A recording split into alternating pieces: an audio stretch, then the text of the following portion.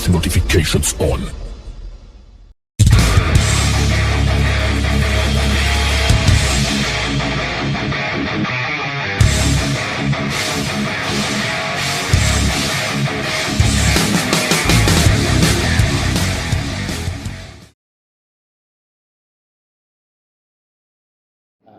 Karena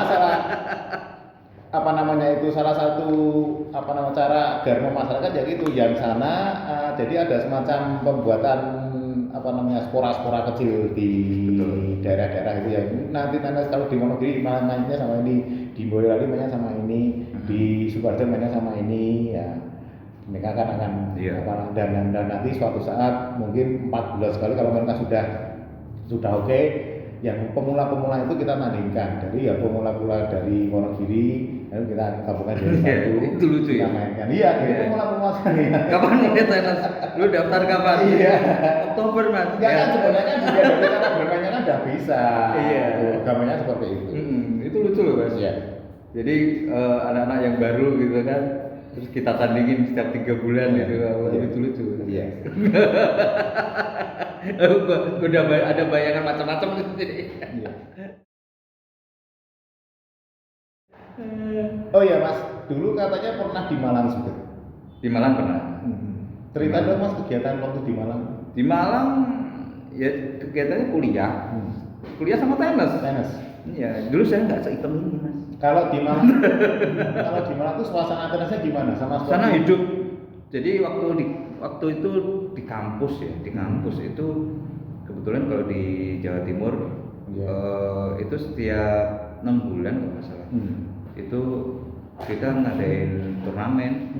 Kalau di Malang kita latihan rutin. Turnamen itu rutin. Setiap kalau nggak salah setelah semesteran atau jeda mid semester gitu. Lupa saya.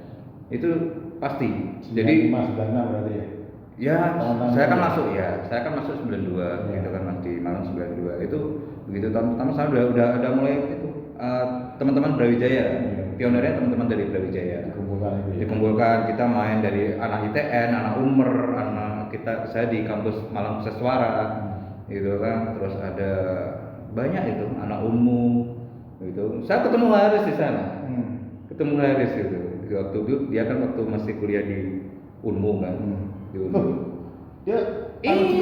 Haris itu saya ketemu Haris di Malang waktu awal-awal itu ketemu di Malang gitu kan. Ketemu di Malang, dia kuliah di Unmu. Kan dulu dia anak sipil ya. Anak sipil. Itu bisa sekali. Gitu. Terus habis itu ikut Malang, terus kita sering main di Surabaya gitu kan. Ya muter-muter lah di jalan. Iya, kalau Jawa Timur banyak banyak kegiatan, banyak event tenis. Banyak tenis, banyak tenis dan itu hidup banget. Dan menyenangkan. Dan sana itu walaupun di kampus saya di ST Malang itu kan bukan sekelas pemain tenisnya bukan sekelas Undip lah. Kita kan pemain biasa gitu kan. Kalau Undip kan memang banyak prestasi. Tapi ramai Mas, ramai. Karena yang penting sebenarnya itu. Ya ramai dan itu seru. Jadi kita waktu main saya nggak ngira waktu itu saya masuk di Malang Seswara itu, terus ada UKM olahraga kan, nah sub UKM-nya itu ada di campurnya di tenis.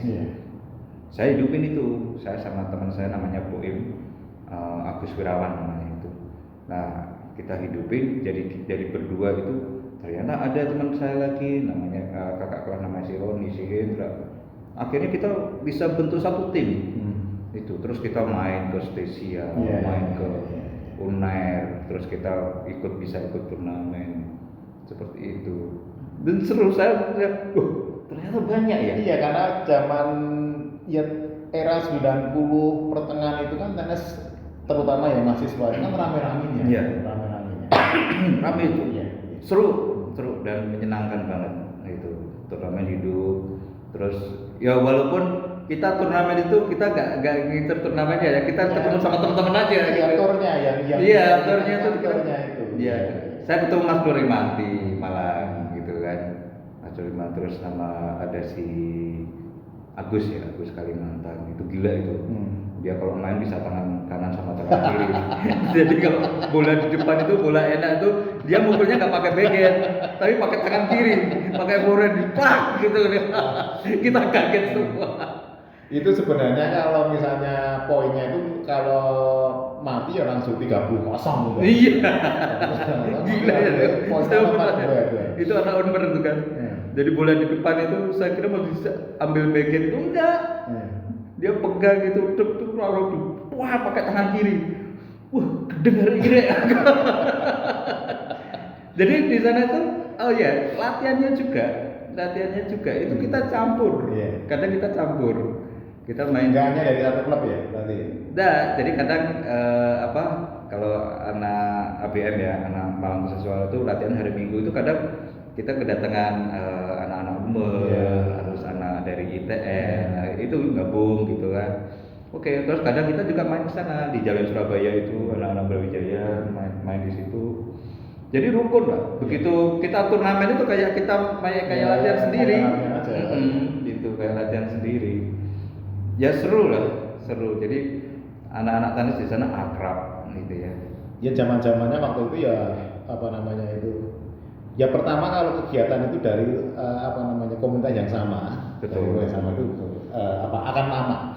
Iya. Seperti yang kita lakukan di komunitas kita di Kecukur itu kan juga lumayan lama sekarang. Karena saya dengar dulu nggak begitu nggak selama ini maksudnya. Kelangsungannya paling hanya sekitar 1 tahun 2 tahun begitu setelah itu. Ya mungkin karena keterbatasan lapangan ya, misalnya di satu tempat di bawah kemudian lapangannya ditutup atau kebetulan aja. Jadi lapangan parkir. Jadi terus habis itu kita kan pindah ke Pegadaian nih. Pegadaian dari lapangan futsal kita kegusur lagi. Kemudian kasihan ya kita ya. Saya gabung di Kecukur itu kan pada waktu masih gondrong. Masih gondrong. Jadi ya ngompol gitu. Yang kedua memang lapangan Fajarida sudah selesai renovasi ya. Lapangan Fajarida kemudian sama Pak Dine, Pak Dewanto itu dikumpulkan lagi. Saya yang waktu itu nyelah di Gata sama Mas Bino, Coach Bino dan Pak Dine itu diajak sama ini Mas melu gabung di Fajarida ya. Per Desember sesuk wes lapangan udah oke ya udah kita ke sana itu kita kelihatannya akhir 2017 ya. Iya. Atau 2018. Kita kan langsung ketemu. Iya. Langsung ketemu langsung ceng-cengan. Padahal lu enggak tahu siapa lo. Wong ndi kowe. Tapi itu ya di dunia tenis kan seperti itu. Iya, jadi kenal asu kan, maju sih. Jadi bengok-bengok aja kan jual-jual sing ae. Sing konten.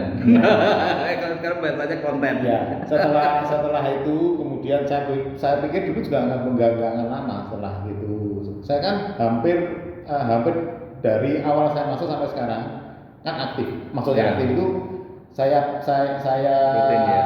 pastikan kalau setiap Sabtu itu saya menyediakan waktu karena kebetulan lapangannya enak. Lapangan enak terus tampilannya bagus. Teman-temannya asik-asik, temennya bergoknya itu yang saya senang itu. Nah sampai sekarang setelah saya ingat-ingat karena memang suasananya itu suasana komedi. Jadi memang suasana itu lucu-lucu, kemudian menyenangkan. Jadi nggak hampir tidak ada kelas-kelas yang ada itu sangat sedikit. Yang itu yang saya rasakan. Jadi sampai teman-teman dari daerah yang lain kalau datang ke dari klub-klub lain kalau masuk ke lingkungan kita itu mereka bisa langsung pulang. Iya. Tapi memang ini Mas, filosofi tenis ya. Kita ngomong filosofi tenis itu saya malah belajar dari GM saya waktu di stasiun radio yang lama itu. Jadi tenis itu justru kan kita belajar untuk menghargai orang. Ya kan. Kamu kalau main tenis, kamu nggak bisa sendiri. Kamu mesti ada lawannya. Yeah. Kalau di tenis itu kamu bisa mematikan lawan, ya kan? Bisa mematikan lawan. Itu kamu bilang sorry, Harusnya seperti itu. ya maaf gitu kan. Terus kita bilang yes aja, kita kayak ada etikanya. Iya. Kita yesnya tuh kita nggak boleh kita mau memprovokasi di depan itu. Tapi secara nggak langsung kita tuh kadang yes itu kita balik badan nih. Jadi tidak memperlihatkan ya. Ya, itu salah satu apa ya? Itu yang membedakan, itu sedikit yang membedakan. Terus kalau apa? Kita main double gitu kan, itu kan kita harus komunikasi. Iya benar. Seperti Ya, itu. Kita kan harus saling mengisi gitu. Ya gitulah. Iya. Gitu. Jadi filosofinya banyak. Iya. Banyak. Dan belum tentu ya pada waktu kita main di lapangan langsung terus kemudian ketemu dengan teman-teman kemudian ngajak main kan belum tentu juga bahwa kita itu mainnya selevel. Iya. Terus kemudian nanti kita oke. Nah dari situ kan kelihatan kerelaan teman-teman itu Betul. akan kelihatan sekali. Betul.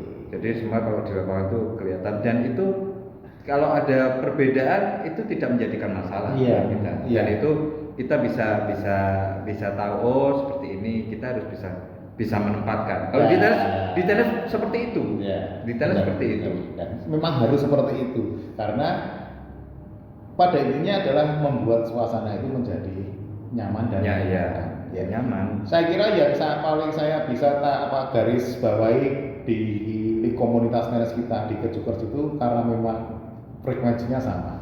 Pertama frekuensinya sama. Itu enggak beda.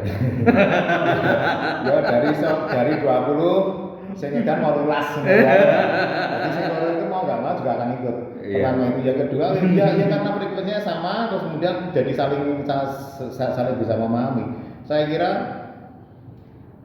5 tahun kegiatan itu berturut-turut dan hampir tidak ada jedanya itu poin lebih. Itu makanya saya cuma berpikir ini kalau nggak saya informasikan ke teman-teman yang lain itu eman-eman. Benar. Ya. Betul. Ya. Baik itu sisi yang lucu, sisi yang lagu, sisi yang tidak memungkinkan untuk itu bisa diinformasikan. Ya udah nggak masalah, kita lemparkan aja biar tahu ini loh sebenarnya lingkungan di lapangan tenis itu seperti ini. Ada sing nganggo klambi pating serowol ya pakai baju pakaian tenis pakai pating serowol ya nggak masalah, nggak harus bagus. Betul. Jadi kadang mau masuk lapangan itu kan kita kadang nggak pede, gitu kan seperti itu. Tapi justru malah itu salah. Iya. Salah. Iya. Yang bikin pede itu kan sebenarnya kan dari keinginan kita itu terlebih dahulu. Iya. Benar. Iya. Kalau kita hanya sebatas pede hanya karena yang kita gunakan itu ya kembali ke kalau olahraganya ini jadi mahal. Tapi itu kan sebenarnya nggak memulai sama sekali. Enggak. Iya. Benar. Nah sekarang bisa kita lihat artis-artis nasional itu sekarang pada main tenis semua. Iya. Ini si Desta. Kak Desta. Iya. Kemudian Dian Sastro. Kemudian Raffi Ahmad. Iya, Wulan Guritno sekarang tenis juga, Gading Martin kan tenis juga. Itu yang aktif di media sosial. Karena itu juga andil dari teman-teman pemain-pemain nasional seusia kita yang sekarang jadi pelatih. Karena memang mereka mengarahkan seperti itu. Betul. Ya. Makanya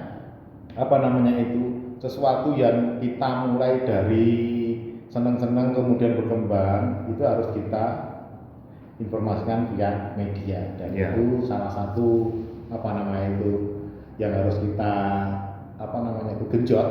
Ya, minimal ada informasi di media sosial. Kemudian setelah terjadi komunikasi yang bagus, kemudian ada reaksi informasi yang berkembang di situ, kemudian kita bikin event. Setelah kumpul di media sosial, kita kumpul di dunia nyata, lapangan bareng-bareng dengan teman-teman yang lain. Benar. Ya mungkin itu. Jadi memang harus ada pembagian tugas ya Mas ya. Jadi yang memang main, yang memang hanya sebatas datang itu main, dan ada yang datang foto baru. Ada juga yang datang cuma sebatas foto, kemudian mereka hanya main satu kali. Iya nggak masalah, karena masker ukuran. Datang cuma nonton jadi supporter juga boleh. Iya, datang pas makan siang kok ya ora masalah. Keteroyo lah. Ya. Intinya salah satu caranya ya kalau ingin merasakan bermain tenis yang fun, bermain tenis yang menyenangkan ya harus datang ke lapangan tenis. Iya. Ya, harus datang ke lapangan tenis. Ya harus merasakan lah. Iya. Oke. Target ke depan apa Mas Didi? Target ke depan saya jaga kondisi ya. Iya. Jaga kondisi biar mainnya lebih fit lagi. Saya kebetulan kan ini cuaca lagi buruk nih. Iya. Saya sempat drop, gitu kan, lama nggak main terus terang. Lama nggak main baru hari saya pegang raket lagi hari Minggu. Itu kemarin katanya ada Mas Didi datang pagi-pagi sama Kak Jenal. Iya, itu Sabtu itu. Sabtu sama ya. kakak itu kan saya nyetrukin kakak saya kan. Iya. Itu saya datang itu habis itu saya sakit lagi Mas. Iya. Habis itu saya sakit lagi. Kekesalan. Iya, saya minggu itu saya main diajak dari teman-teman dari Gresik kan, main di UMS itu. Terus habis itu saya drop, ya kan, drop oleh karena cuaca ya. Iya. Soalnya kan waktu itu saya udah batuk, terus saya sakit, cuma sehari 2 hari. Ternyata kalau nggak olahraga itu juga nggak enak, gampang sakit. Habis itu terus minggu kemarin saya main di Lorin, ya kan. Terus ini saya udah mulai membalikan kondisi fisik.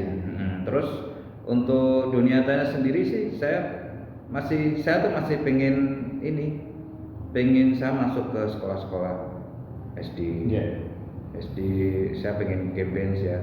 Saya udah renang lah sama beberapa teman juga gitu kan, beberapa teman sama di salah satu di Indo organisasi tenis di Bali gitu ya, khususnya di Solo saya udah mulai ancang-ancang itu. Terus nanti bisa jadilah nanti pamannya dari teman-teman di Solo Raya gitu, nanti kita sharing ya. Iya, ngumpul-ngumpul ngobrol gitu. Ya sharing kita ya prihatin lah kita tuh. Nah, kita harus hidupin tenis yang begitu dulu tuh turnamen itu sampai 400 dan itu ini loh Mas, itu salah satu pengembangan ekonomi kreatif. Iya, benar. Ekonomi hidup semua. Orang jualan di situ ya kan. Terus hotel pasti penuh, transport itu hidup semua. Hidup semua. Apalagi zaman sekarang ya. Ada online, ada ini sebut merek boleh nggak? Nggak apa-apa. Ya, ada online, ada GoFood, ada GrabFood, ada ShopeeFood, ada teman-teman itu pasti itu nanti hidup semua. Belum lagi teman-teman UKM di situ, ya kan. Destinasi hotel itu bantu banget. Itu bantu banget. Dulu itu Solo itu kan jadi idola istilahnya. Main di sini tuh murah, akomodasi gampang, ya kan.